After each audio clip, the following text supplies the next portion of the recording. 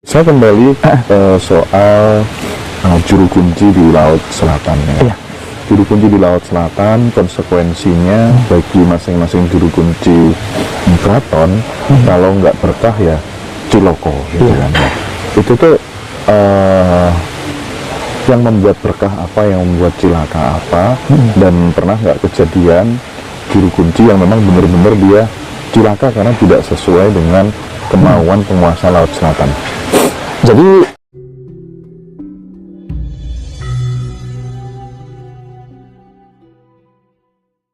petunjuk kepada juru kunci biasanya seperti itu, karena kalau Gunung Merapi sendiri itu di bawah kekuasaan Eyang Merapi.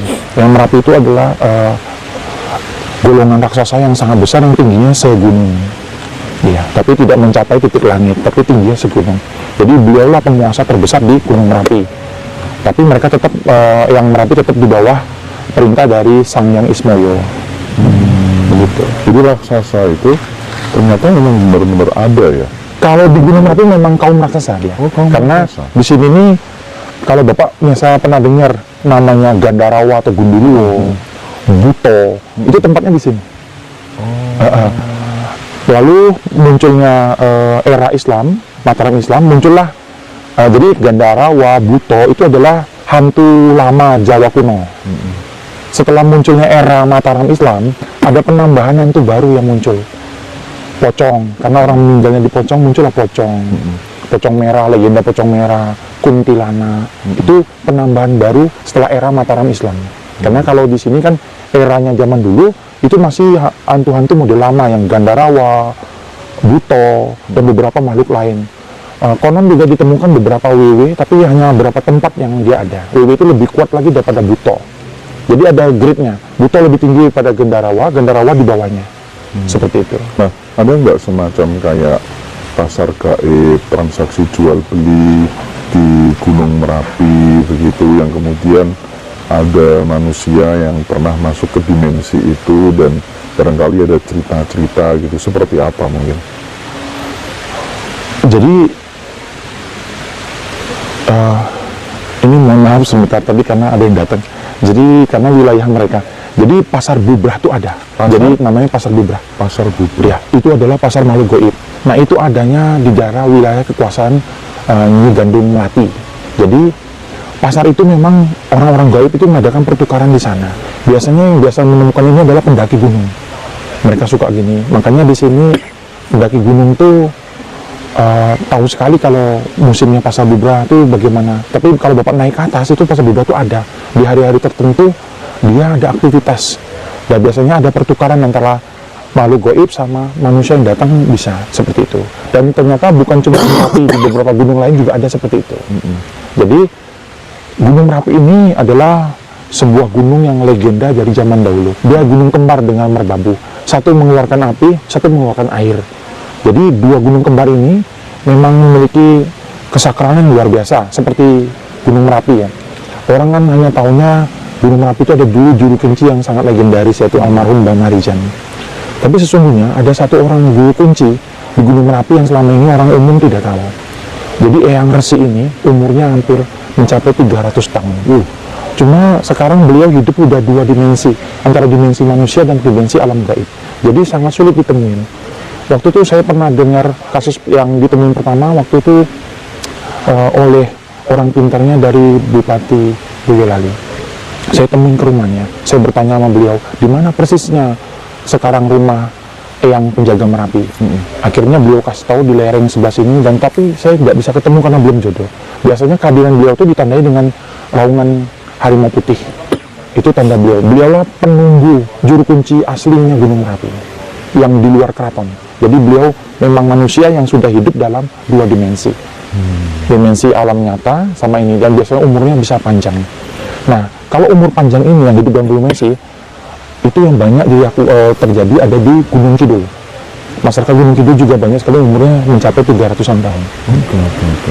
Iya. Jadi Jawa ini memang unik, banyak sekali rahasia yang harus digali dalamin. Betul.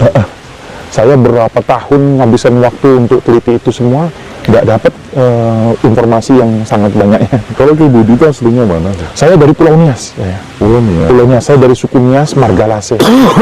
Leluhur saya nuntun saya untuk tinggalin semua untuk belajar ke Tanah Jawa. Saya tirakat di Tanah Jawa, saya minta izin ke Kota Gede. Lalu dapat restu dari Eyang Panembahan sama Eyang Sunan Kalijogo untuk mempelajari keilmuan di Tanah Jawa. Baru saya mulai tirakat di Gunung Kidul. Iya, seperti itu perjalanan. Nah, oke, saya kembali soal juru kunci di Laut Selatan ya. Iya. Juru kunci di Laut Selatan, konsekuensinya bagi masing-masing juru kunci keraton, kalau nggak berkah ya ciloko gitu kan. Itu tuh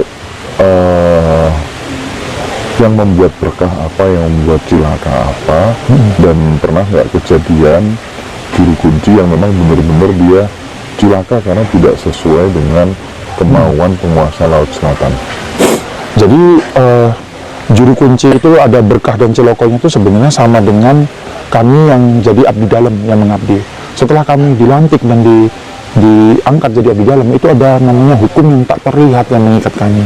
Jadi kami harus memperhatikan laku hidup kami, jikalau enggak ciloko yang kami dapat.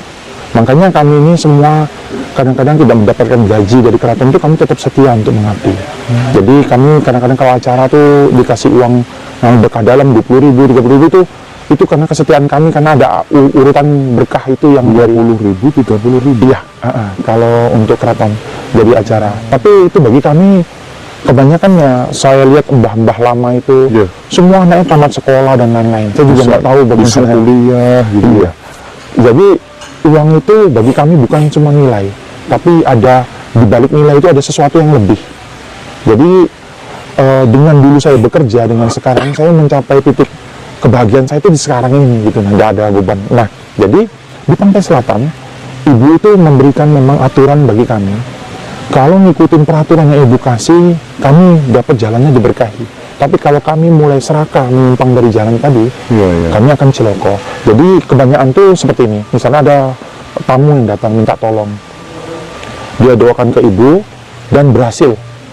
Lalu suatu saat dia lihat orang itu kan kaya, dia butuh sesuatu, dia datang, dia bawa nama ibu. Ini ibu bilang kamu harus kasih saya mobil, rumah dan lain-lain. Akhirnya mereka itu kan dengan taatnya memberikan kepada mereka, karena gampang sekali seorang juru kunci untuk minta seperti itu kepada gitu iya. Karena mereka takut juru kunci ini mereka nggak bisa pisahin omongan ibu kah atau omongan dia sendiri. Tapi setelah dia ambil itu, mulai kecelakaan lah dari mobil itu, meninggal lah keluarganya. Itu banyak yang terjadi. Ya, semenjak itu beberapa juru kunci yang utama tuh takut. Jadi mereka tidak berani. Jadi kalau diberi, orang ya terima. Kalau nggak diberi, nggak berani nuntut apapun gitu. Tapi kami yang nggak pernah kurang, selalu dikasih, ada aja gitu.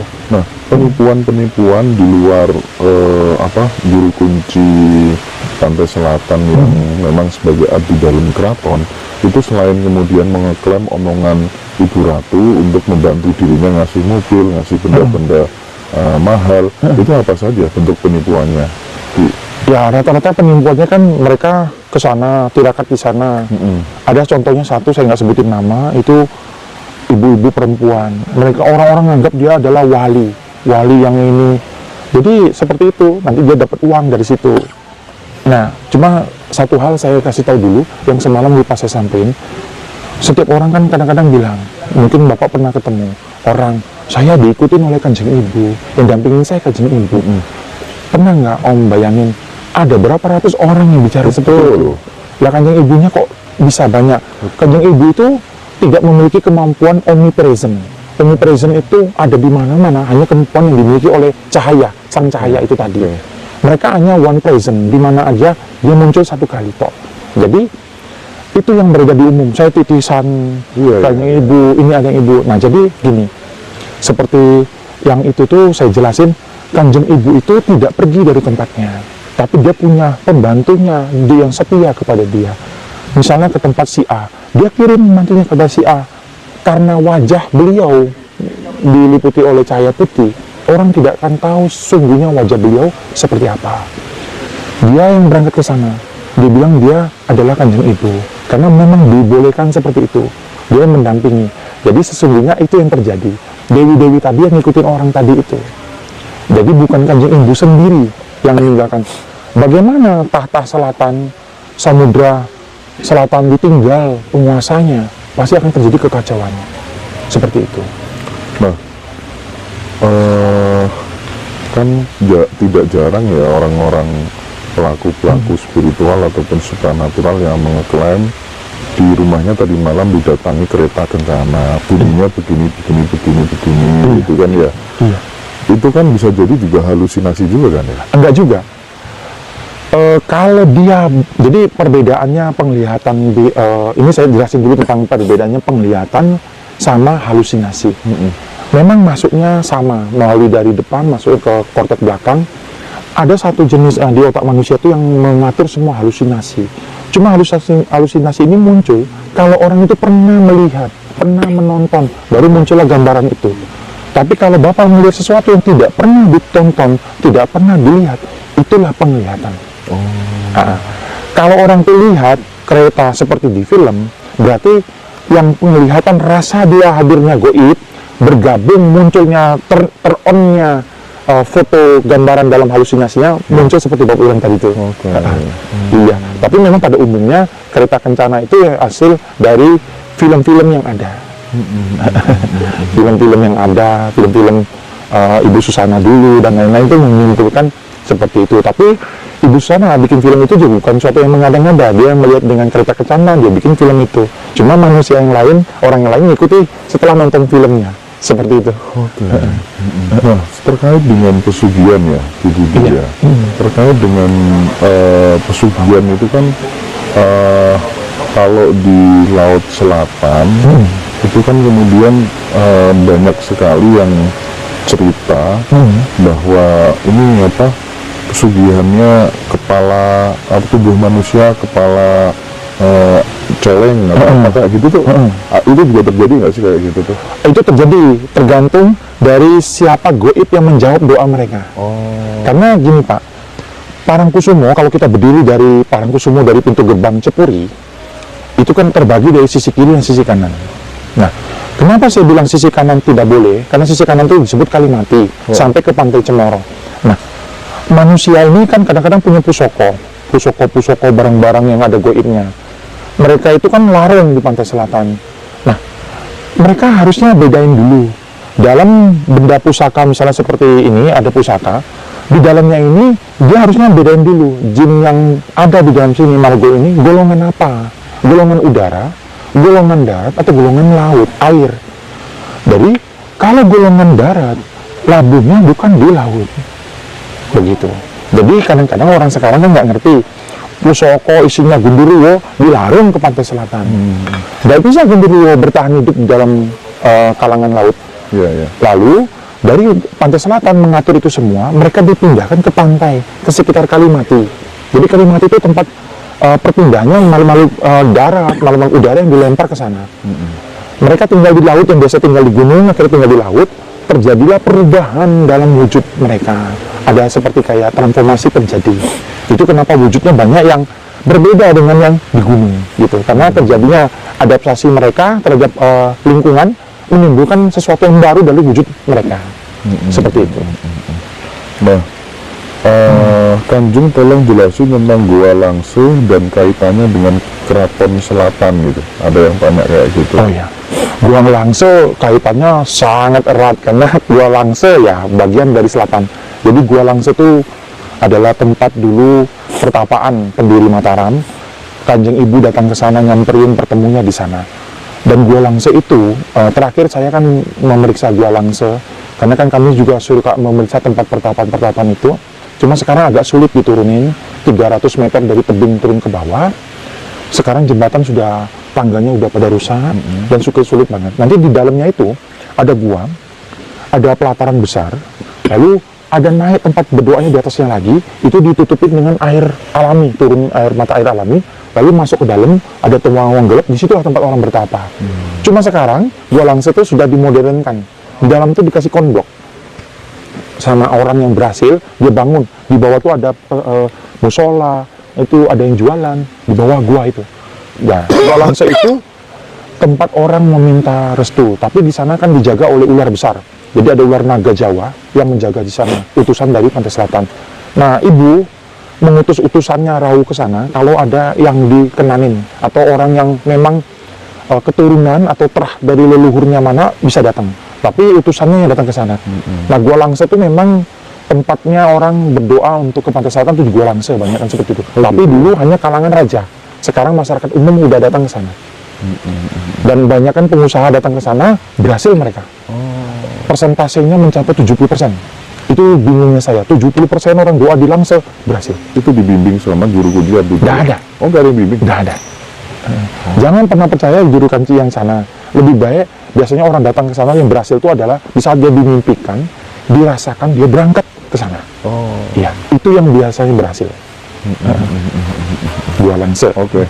Ada yang tanya, tolong beri kami pemahaman singkat sejarah Kanjeng Ratu itu siapa? Tadi malam udah dibahas sama Ki Budi ya. Iya. Udah dibahas tadi malam ya, Mbak Rofa.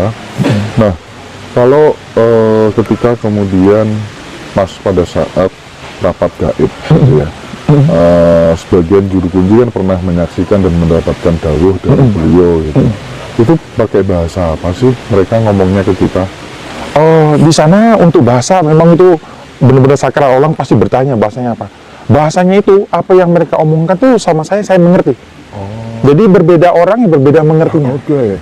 Seperti itu. Jadi bahasanya tuh agak susah ngomong saya. Cuma kalau saya sendiri untuk komunikasi dengan selatan saya menggunakan bahasa roh. Oke. Jadi bahasa roh itu belum mungkin pernah dengar. Jadi dia muncul dari rohnya manusia. Atau mau saya contohkan untuk doanya. Oke. Jadi seperti ini. Anga ayong ko masyanda kara amasanga ko maay karena sanyikina aku paga arata masyangar kanama. Jadi bahasa roh itu seperti dari roh manusia muncul keluar. Itu langsung tersambung ke beberapanya. Jadi makanya beberapa di juru kunci berbeda. Kayak saya misalnya setelah orang berdoa, saya setelah kembali dari Rogo Sukmo, biasanya saya mengucapkan tembang syukur saya. Saya angkat tangan, biasanya dipanggut, saya bernyanyi. Ya no makangade no na no. Itu berbeda di tiap juru kunci. Itu dapetnya dari mana tuh? Dari roh manusia, muncul sendiri. Didengerin kok enak gitu ya? Iya. Kita ini kan biasanya dengerin koplo terus dengerin kayak gini kok sekarang. Iya. Ini yang disebut tembang roh. Tembang roh ini hanya bisa dilakukan di saat orang itu sudah mulai ninggalin sesuatu yang dicari orang. Tembang roh. Saya kalau di pertapaan Gandung Melati, tempat yang saya tinggal, itu kalau malam-malam tertentu saya bakar menyan, saya nembang roh bisa berapa jam. Itu semua. Nanti semua goe itu datang. Mereka duduk tenang, mereka dengerin tembang roh itu. Itu Ki Budi tahu, lihat sendiri gitu. Kalau untuk juru kunci harus bisa ngelihat semuanya antar dimensi. Makhluk itu bukan cuma di alam jin, ada dimensi lain. Seperti itu. Nah, coba ada nggak dialog, dikasih contoh ya, dialognya Ki Budi sebagai juru kunci dengan Kanjeng Ratu gitu, beberapa dialog dan kemudian beliau menjawab gitu ya. Ada nggak coba? Maksudnya saya ngomong Ngobrol, apa? iya, Ngobrolnya. ngobrol, Salah satu contohnya ya. Sama mantra dulu sebelum ngobrol itu harus baca apa? Atau termasuk tembang roh tadi? Enggak, kalau masuk Rogo Sukmo itu sudah bicara seperti biasa. Tapi kalau saat kembali Rogo Sukmo, biasanya kan kita nuntun mereka berdoa langsung. Jadi kalau saya sistemnya membantu orang yang berdoa tuh langsung jalan. Jadi saya akan bikin lingkaran di Parangkusumo. Lalu pasir itu saya ubahkan. Jadi pasir Parangkusumo bukan pasir Segoro Kidul. Jadi ingat ya, pasir Parangkusumo bukan pasir Segoro Kidul. Jadi saya harus ubahkan lingkaran tadi menjadi pasir Keraton Segoro Kidul. Jadi orang yang duduk di sana doanya langsung masuk, didengarkan. Jadi ya kalau di Keraton Kidul itu ya, kalau kita di dalam dengar orang berdoa tuh kayak ada suara bergema-gema. Siapa yang doanya bagus tuh naik suaranya. Ibu tolong apa, kedengeran di sana tuh. Kayak gitu. Nanti ibu bilang, coba samperin, coba lihat. Nanti dewinya keluar nyamperin. Itulah yang mereka bilang Kanjeng Ibu datang.